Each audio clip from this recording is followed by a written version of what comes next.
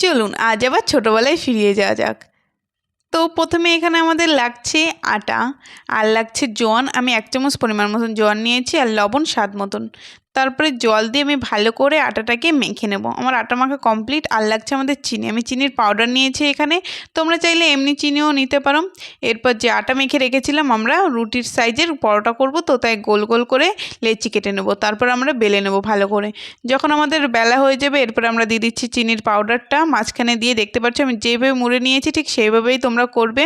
তোমরা চাইলে normally seal করে দিতে পারো, আর যদি তোমরা চাও আমার মতন এরকম ডিজাইন করে দিতে পারো। দেখতে পাচ্ছ একটু ডিজাইন করে দিলে বাচ্চাদের দেখতে সুন্দর লাগলে তারা খুব সহজেই খেয়ে ফেলে।